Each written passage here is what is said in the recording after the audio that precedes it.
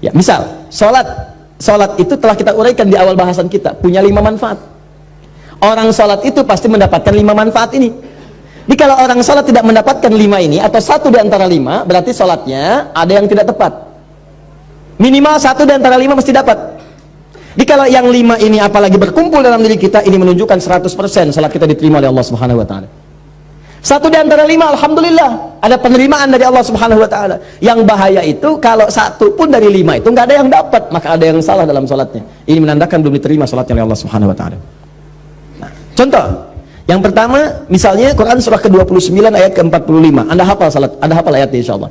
Innas salata tanha 'anil fahsya. Sungguh solat yang benar itu, demikian cara menerjemahkannya, sungguh solat yang benar itu saat ditunaikan maka dampaknya akan mencegah pelakunya dari 2 sumber keburukan. Jadi sifat dan sikap buruk itu hanya 2 sumbernya. Kalau bukan fahsya itu mungkar. Fahsya itu keburukan yang datang lewat syahwat. Maaf ya, pornografi, porno aksi, LGBT, kata-kata jorok, gambar-gambar yang seperti itu fahsya namanya. Jadi kalau Anda sholat, Anda masih menikmati kata-kata yang kotor, tontonan-tontonan, gosip-gosip yang tidak jelas, gambar-gambar yang erotis, itu fahsya namanya. Jadi kalau orang nggak sholat, kata-katanya kotor, dia nggak sholat.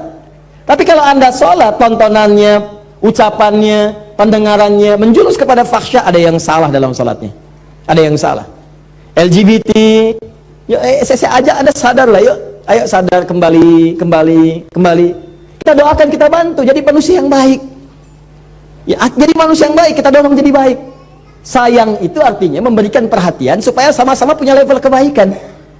Jadi kalau merasa kurang baik, jangan dipertahankan keburukan itu. Maaf ya, cuman setan yang mempertahankan keburukan.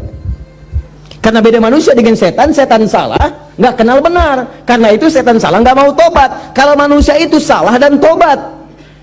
Jadi kalau ada manusia salah nggak mau tobat, patut dipertanyakan dia manusia apa bukan? Itu rumusnya. Adam itu manusia, salah, turun kalimat tobat. Quran surah 2 ayat 37. Tobat, diucapkan kalimat tobat. Quran surah 7 ayat 23. Begitu diucapkan, diterima tobatnya. Fatalaqa Adamu min rabbi kalimatin fataba alaihi. Apa kalimatnya? Rabbana zalamna anfusana wa illam taghfir lana wa tarhamna lanakunanna minal.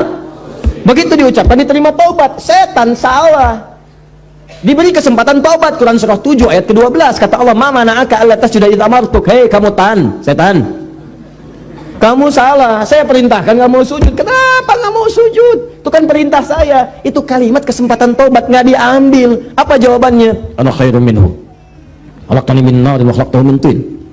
Saya lebih hebat daripada Adam. Saya diciptakan dari api, dia dari tanah. Nggak level dari api, harus sujud kepada yang tanah. Marah Allah. Allah fakhruj, keluar kamu, keluar. Nah, jadi setan itu diminta tobat, diajak baik, nggak mau.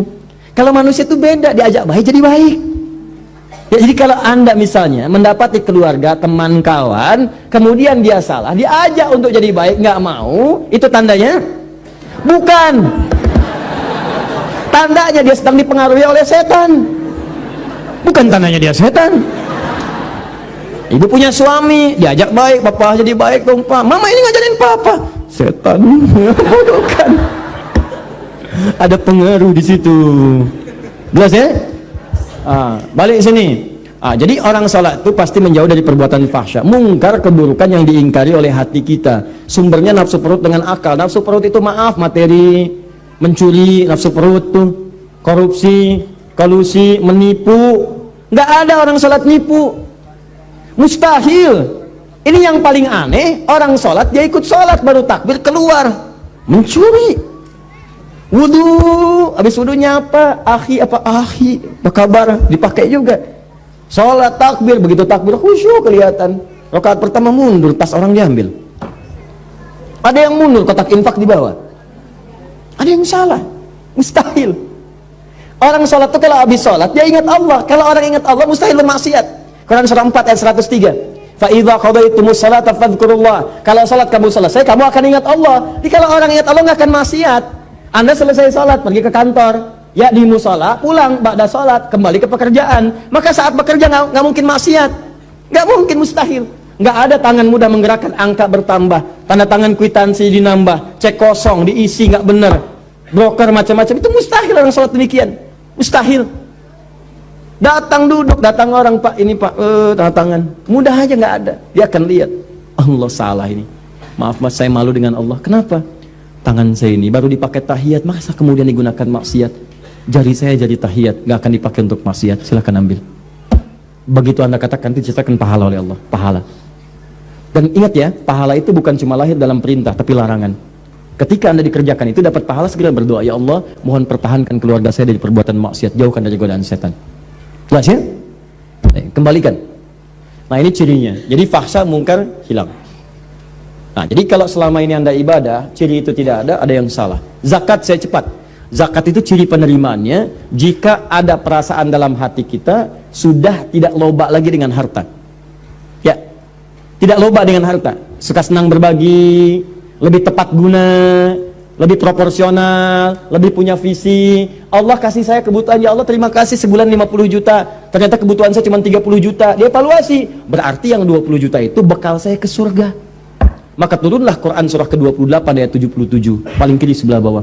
Wabtaghi fima atakallahu daral akhirah wa la tansa nasibaka minad dunya. Kata Allah, "Hei, fulan, saya titipkan harta buat ngejar ke surga, karena amalan kamu itu nggak sama dengan dia. Dia itu kelihatannya sedikit, tapi malamnya bisa tahajud, siangnya bisa puasa, baca Quran sudah banyak, hafal Quran di dalam jiwanya, dalam kepalanya. Kamu ini saya berikan harta lebih, karena tahajud gak bangun-bangun, baca Quran belum mampu, hafal Quran pun di luar kepala, masih di luar, belum masuk. Saya berikan tambahan harta supaya nyusul amalan dia, diberikanlah harta berlimpah. Masuk, dipakai.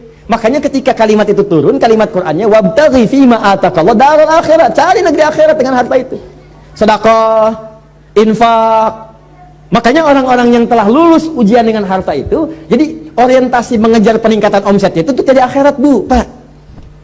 Betul, bagaimana bisa zakat kalau nggak ada uangnya? Bagaimana bisa bersedekah kalau nggak ada uangnya? Setiap kita punya peluang, teman-teman, kalau bisa ya, punya visi. Saya juga berusaha sama, walaupun cuma 3.000 misalnya, berusaha jadi uang tambahan 3.000 supaya bisa infak. Bagi 3.000, bagi dalam sebulan, sehari 100 saya nggak apa-apa, sehari 100. Dan ikhlas tuh nggak usah pamer sama orang. Mau ngasih ke kotak infak cuma 100, nggak apa-apa, ikhlas, nggak usah pamer. Ya begitu dimasukin dalam Jumatan misalnya kan, bagaimana caranya supaya tidak terdengar oleh orang lain, ikhlas. Lega. Masuk. Nggak apa-apa, Allah nggak akan lihat kok nilainya. Berdasar keikhlasannya diberikan apa yang mungkin orang lain tidak dapatkan itu. Jelas ya? Teruskan kemudian, maaf, puasa cirinya peningkatan takwa, la'allakum tattaqun. Itu sudah saya jelaskan. Kemudian haji dan umrah cirinya, ini yang sudah haji, maaf sekali. Kalau sudah haji berarti insya Allah ahli surga.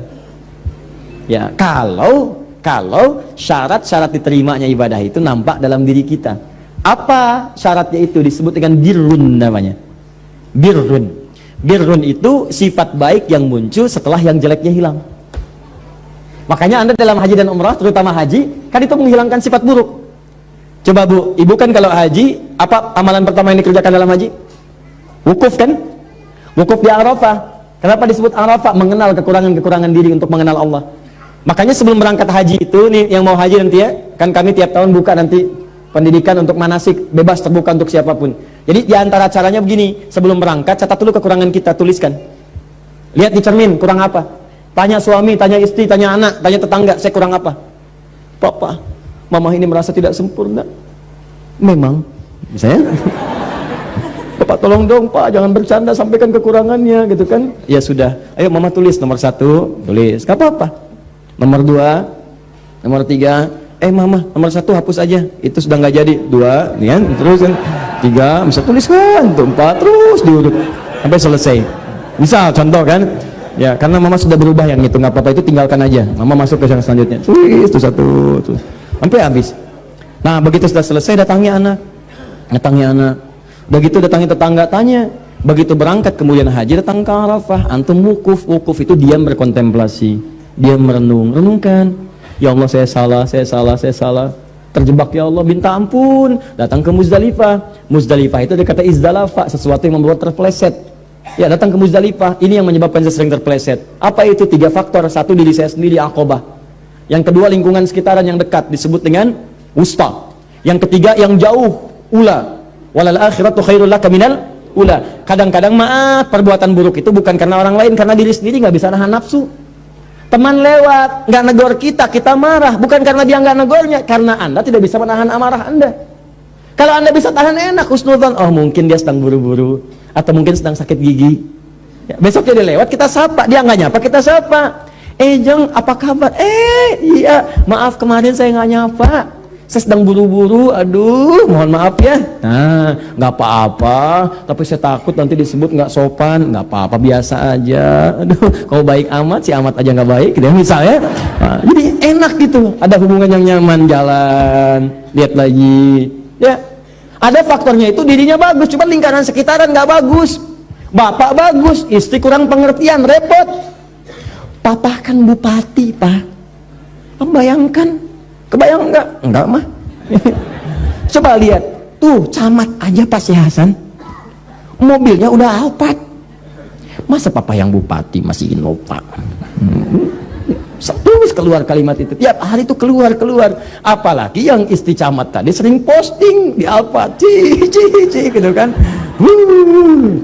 Keluar, besok ya sudah terpaksa beli lagi gitu kan Alphard dengan merek yang baru, keluar. Pekan depannya KPK datang.